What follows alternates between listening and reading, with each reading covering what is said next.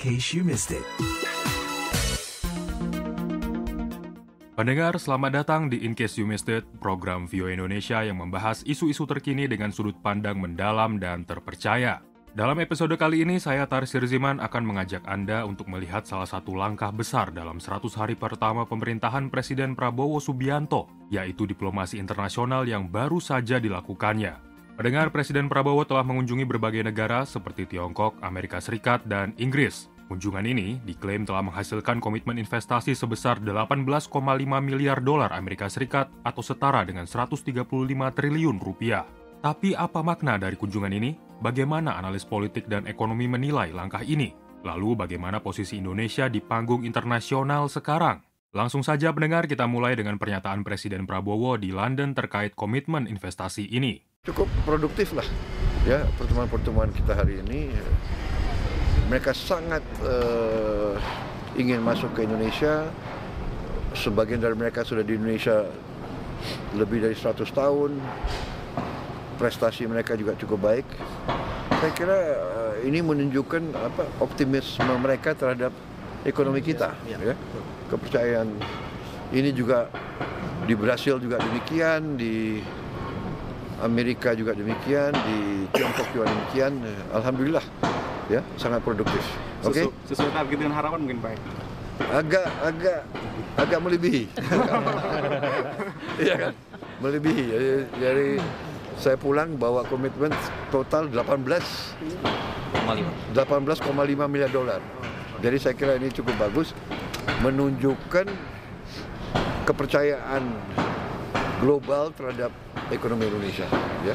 Untuk memahami dampak ekonomi dari langkah ini, saya berbicara dengan Bima Yudhistira dari Selios. Bima menyoroti sektor-sektor yang menjadi fokus investasi, termasuk pangan, energi, dan infrastruktur strategis. Ya, ini memang apa yang dilakukan oleh Prabowo ini sebagai salah satu bentuk antisipasi sebenarnya dari pergeseran geopolitik, pelemahan ekonomi negara mitra dagang seperti Tiongkok, tapi juga di sisi yang lain mengantisipasi perang dagang ketika Donald Trump nanti akan menjalankan eksekutif di Amerika. Jadi khawatir Indonesia misalnya bisa menjadi target sasaran dari kenaikan tarif, atau Indonesia justru di satu sisi berpeluang sebenarnya mendapatkan banyak sekali relokasi-relokasi industri, baik dari Tiongkok maupun dari Amerika. Nah, ini yang dilakukan oleh Prabowo dan timnya, sehingga ketika pergi ke banyak negara, menghadiri forum-forum multilateral, yang dibawa itu adalah pesan bahwa Indonesia selalu menerima semua investasi. Dan juga spesifik memang ada beberapa yang dibawa, salah satunya adalah program-program kerjasama terkait dengan pangan, karena isu pangan ini adalah isu yang paling menjadi perhatian dari Prabowo 5 tahun ke depan. Makan bergizi gratis, kemudian food estate, itu membutuhkan biaya yang tidak kecil. Jadi ingin agar membuka kolaborasi internasional. Kemudian dari kunjungan ke Amerika, kunjungan ke APEC, dan juga G20 terlihat bahwa ada fokus untuk transisi energi. Bahkan komitmen-komitmennya kan cukup ambisius ya, lebih ambisius daripada era Pak Jokowi. Dan ini menunjukkan bahwa Indonesia siap bekerja sama dengan banyak negara untuk mempercepat transisi energi. Jadi pangan, energi, kemudian ada sedikit memang infrastruktur, tapi infrastrukturnya adalah infrastruktur yang mendukung pangan dan energi. Jadi ini sektor-sektor yang sangat diuntungkan ya dengan adanya kerjasama 18,5 miliar dolar. Selain itu, Bima juga mengingatkan bahwa tantangan besar seperti birokrasi yang kompleks, regulasi yang tidak konsisten, serta menurunnya daya beli masyarakat bisa menghambat realisasi investasi ini.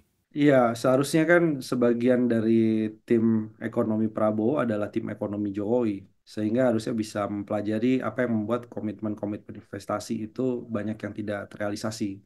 Apakah misalnya kalau dia manufaktur ya, membangun pabrik skala besar, masalah ketersediaan lahan, masalah infrastruktur pendukungnya, ketersediaan energi bersihnya, misalnya di kawasan industri, sampai dengan regulasi. Nah, di satu sisi, dengan mempelajari kesalahan-kesalahan di era Pak Jokowi, harusnya bisa lebih cepat melakukan intervensi. Tapi di sisi yang lain nih, nomenklatur era Pak Prabowo juga jadi pertanyaan dari calon investor. Karena banyak sekali jumlah kementerian lembaga, sehingga koordinasi dan pengambilan kebijakan yang strategis Nah, ini juga membutuhkan waktu yang lebih lama nih dibandingkan era Pak Jokowi. Jadi ego sektoralnya belum hilang, ini ditambah ego sektoralnya dengan nomenklatur baru. Ini jadi salah satu isu. Ketiga juga meskipun komitmennya besar kan, tentunya investor juga akan melihat satu dari sisi kebijakan fiskal, misalnya Pak Prabowo membangun banyak sekali narasi-narasi dan program-program yang butuh biaya skala besar. MBG 71 triliun, belum anggaran-anggaran lainnya. Jadi mereka juga akan cek ini caranya gimana nih, selain dari investasi, tapi juga bagaimana menciptakan iklim perpajakan yang tidak mengurangi minat dari para investor. Jadi jangan sampai kontradiksi. Karena kan tahun 2025 ada 10 beban tarif maupun juga penghapusan atau pengurangan subsidi itu yang langsung berpengaruh nih. Seperti PPN 12%. Nah, itu juga salah satu hal yang diperhitungkan. Kalau investornya sudah mau investasi, tapi ternyata demand atau konsumsi domestiknya melambat karena kebijakan PPN, ya ini bisa menghambat juga mereka melakukan realisasinya. Bima juga menyebutkan banyak investasi asing sebelumnya lebih padat modal daripada padat karya, sehingga dampaknya terhadap lapangan kerja terbatas. Pelajaran dari 10 tahun terakhir, investasi asing masuk, dia juga membawa tenaga kerja asingnya. Kemudian dari sisi keterlibatan UMKM dalam rantai pasok investasi, itu pun akan sulit. Karena tentunya investor asing punya banyak spesifikasi-spesifikasi yang diminta dari segi kualitas barang. Sehingga mereka bisa beralasan ya, kami ingin berinvestasi tapi belum tentu bekerja sama dengan UMKM lokal. Jadi memang harus ada yang di trade off kan. Jadi ini pilihan-pilihan yang sulit. Saya pikir yang perlu adalah bagaimana list dari investasi yang prioritas tadi jangan berbentrokan dengan pelaku usaha lokal yang sebenarnya tanpa investasi asing, pelaku usaha lokal pun juga sudah bisa meningkat produktivitasnya. Nah, ini yang harusnya dilindungi oleh pemerintah. Lalu bagaimana langkah diplomasi ini mempengaruhi posisi Indonesia di dunia? Dharma Agastya, PhD candidate dari Ritsumeikan University, bidang keamanan maritim, menjelaskan bahwa langkah Prabowo masih pragmatis dan fokus pada prioritas domestik, seperti program pangan gratis dan transisi energi. He wants like within 100 days, what Prabowo wants is at the very least to begin the free lunch program and to also break ground on the food estate program, because those are his main priorities for now. It's not necessarily driven by security interests, even though I would argue that there is some tangential aspect to it. But right now, it's a matter of priority. So what Prabowo is doing right now is just prioritizing his domestic programs. Security considerations are there, but they're not as high as free lunch and food estate. Dharma juga menyoroti isu sensitif di Laut Cina Selatan. Pernyataan terkait kerjasama dengan Tiongkok dapat menimbulkan persepsi bahwa Indonesia mendukung klaim Tiongkok yang beresiko merusak hubungan dengan negara ASEAN lain seperti Filipina dan Vietnam. And overall, at least at the ASEAN level, it's common to not acknowledge China's claim over the South China Sea, because that is essentially part of the code of conduct and everything. But if with the largest country, let's say the largest member of ASEAN, starts tacitly acknowledging these claims, this is going to give China more legitimacy. And it's going to, I'm not sure whether it will likely galvanize China's incursions in the South China Sea. I don't think that's going to be a possibility. Dharma juga mengingatkan bahwa kebijakan luar negeri Indonesia di era Prabowo cenderung lebih dipengaruhi oleh kepentingan pribadi, mengurangi ruang untuk inovasi kebijakan maritim seperti yang pernah terjadi di masa lalu.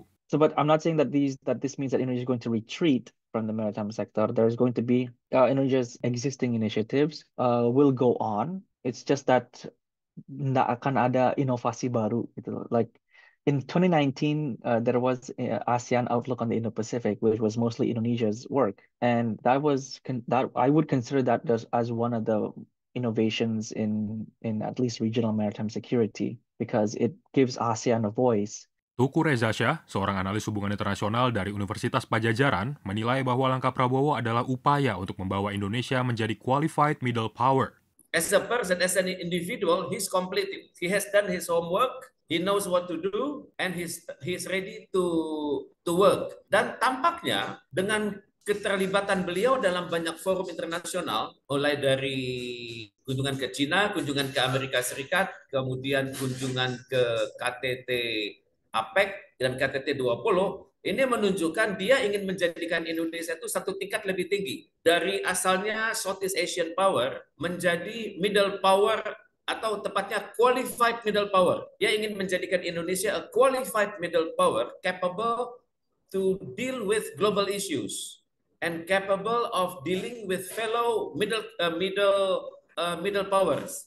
Karena kekuatan middle powers itu adalah ide dan juga kemampuan coalition building. Jadi tampaknya Presiden Prabowo ini benar-benar ingin memantapkan posisi Indonesia ke posisi yang seharusnya. Kalau sebelumnya inward looking, sekarang outward looking. Teuku juga menyebutkan pentingnya memperbaiki kepercayaan global dengan menerapkan tata kelola yang sesuai dengan standar internasional. At least Indonesia knows how to deal with the US begitu. Tentunya kan rumus-rumus Amerika Serikat ya sekarang saatnya Indonesia catch up. Misalnya good governance, good corporate governance, gitu. Apalagi kemudian efficiency, effectiveness, kemudian transparency, responsibility, accountability, fairness, trade, transparency, kemudian rule of law, kemudian sustainable development goals, environmental impact assessment. Ini kan rumus-rumus Amerika kan yang harus Indonesia kuasai dalam waktu cepat. Dan saya pikir dengan adanya komitmen itu dari perusahaan besar Amerika Serikat, ini hendaknya menjadi wake up call ini bagi birokrasi Indonesia bahwa we need to play by the book. Selain itu, dia menekankan perlunya koordinasi yang lebih baik di tingkat domestik untuk memastikan investasi ini menghasilkan manfaat nyata bagi masyarakat. Pertama, Indonesia harus lebih terbuka ya. Ini yang harus dikomunikasikan kepada dunia. What do we mean with food security? What do we mean with energy security? What do we mean with pemerintahan yang bebas korupsi? Ya, what do we mean with we are moving as a team? Itu hal-hal yang harus dijelaskan kepada dunia itu. There is always a start ya. Dan Pak Prabowo ringing the bell kan. Dan saya harap ya didukung oleh masyarakat Indonesia, didukung oleh Parlemen Indonesia, didukung oleh partai politik Indonesia. Karena kalau nggak gitu, we will miss the train. We are being led by the right president for this very moment, at this very crucial moment. Dan kita doakanlah beliau sehat gitu. Mendengar dari sudut pandang ekonomi hingga politik, kunjungan Presiden Prabowo dalam 100 hari pertamanya telah membuka peluang besar sekaligus menghadirkan tantangan yang tidak kecil. Diplomasi ini bukan hanya tentang angka komitmen investasi, tetapi juga tentang bagaimana Indonesia memperkuat posisinya di panggung internasional sembari mengatasi tantangan domestik. Pendengar, terima kasih telah mendengarkan episode In Case You Missed It kali ini. Jangan lupa ikuti VOA Indonesia di platform podcast favorit Anda. Sampai jumpa di episode berikutnya. Saya Tarsir Jiman, melaporkan dari Washington DC untuk VOA Indonesia.